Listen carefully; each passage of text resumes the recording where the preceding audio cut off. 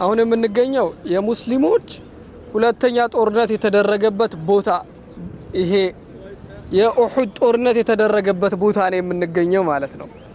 የኡሁድ ጦርነት የተደረገበት ቦታ የተባለበት ምክንያት የኡሁድ ጦርነት የተባለው ይሄ የምታዩት ተራራ ሙሉ የኡሁድ ተራራ ነው ማለት ነው።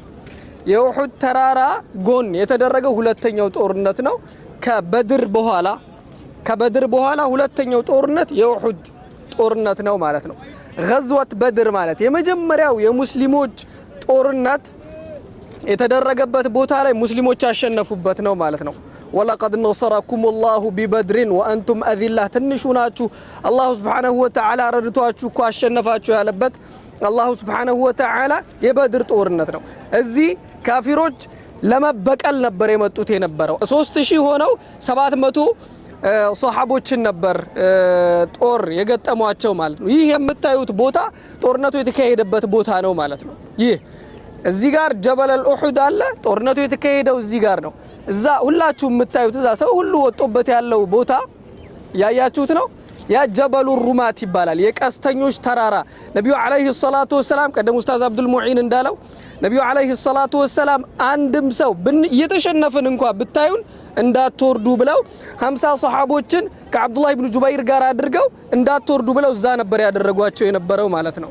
እዛ አድርገዋቸው ከዛም ሙስሊሞች እየገፉ በመጡ ቁጥር እያሸነፉ ነው በሚል ጦርነት ላይ የትኛው ሙሽሪኮች ይዘውት የመጡትን በሚሸነፉበት ጊዜ ጦርም ሆነ ወይንም የነሱ ንብረት ለጦርነቱ ላይ ላሸነፉ ሰዎች ይከፋፈሉታል ማለት ነው።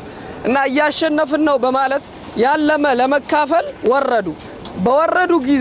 በወረዱ ጊዜ ጦርነቱ እንዳልኳችሁ እዚህ ጋር ነበር ሲሆን የነበረው አሁን ያላችሁበት ቦታ ማለት ነው። በወረዱ ጊዜ ከጀርባ በኩል ኻሊድ ኢብኑ ወሊድ አልሰለመም ነበር። ከጦሩ ጋር በመሆን ከተራራው ጀርባ ሆኖ መጣባቸው ማለት ነው። ሙስሊሞች እዚህ ነበሩ። የኩፋር የቁረይሽ ካፊሮች ደግሞ እየሸሹ ነበር። ኻሊድ ከጀርባ ሲመጣ ጀርባቸውን የሚጠብቃቸው ስላልነበረ መሃል ላይ ሙስሊሞች ሆኑ። ከጀርባ ኻሊድ አለ፣ ከፊት በኩል ደግሞ ጦሮች አሉ፣ የሙሽሪኮች ጦር አሉ። መሃል ላይ ሙስሊሞችን አድርገው አስጨነቋቸው ማለት ነው። በዛ ሰዓት ያ ጦርነት ያለቀው የሙስሊሞች ሽንፈት የነበረበት ቦታ ይህ ቦታ ነው። ነገር ግን ነብዩ አለይሂ ሰላቱ ወሰላም ያሏቸውን ያን ከዛ ተራራ እንዳትወርዱ ጀርባችንን ጠብቁ ብለዋቸው ነበር ማለት ነው። ጀርባቸውን ቢጠብቁ ኖሮ አይሸነፉም ነበር ማለት ነው። ነብዩ አለይሂ ሰላቱ ወሰላም በዚህ ጦርነት አልተሸነፉም።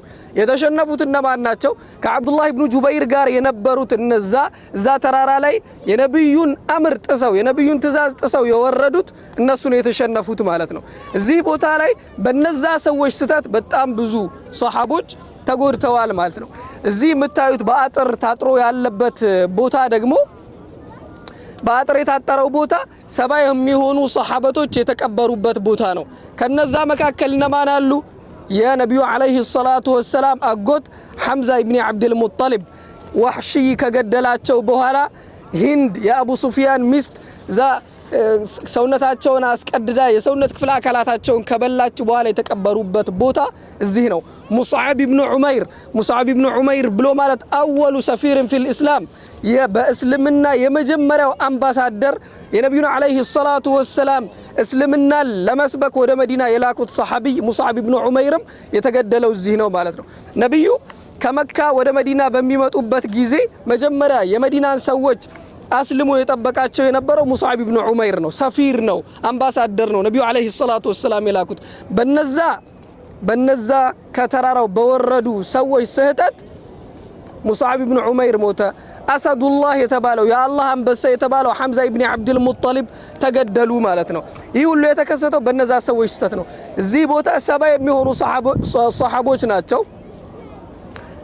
የሞቱት ማለት ነው። እዚህ ቦታ የተሳተፉት ወንዶች ብቻ አልነበሩም፣ ሴቶችም ነበሩና ነብዩ አለይሂ ሰላቱ ወሰላም ስለ ኡሁድ ጦርነት በሚናገሩበት ጊዜ ኩለመል ተፈቱ የሚና ወሽማላ በቀኝም በኩል ሆነ በግራዬ በኩል በመዞርበት ጊዜ ካፊሮች ሊያጠቁኝ በሚሞክሩበት ጊዜ ኩንቱ አጂዱ ሙሳይባ ይላሉ።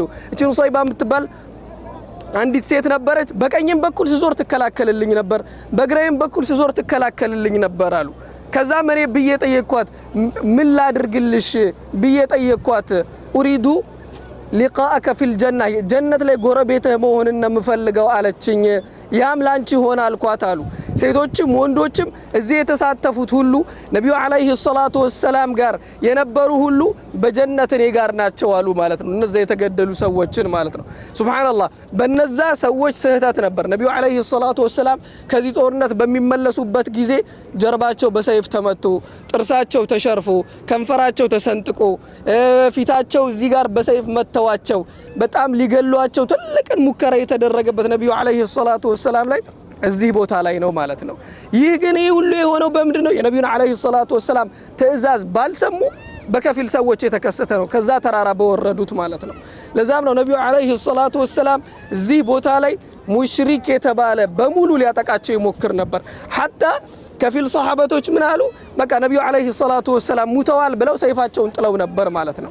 አንዳንድ ሰሃባዎች በመምጣት ምን እየሆናችሁ ነው ሲሏቸው ነቢዩ ሙተዋል በቃ ሰይፋችንን ጥለን እንሸነፍና በቃ ተሸንፈናል እንበል ሲሉ፣ አንዳንዶቹ ምን አሉ?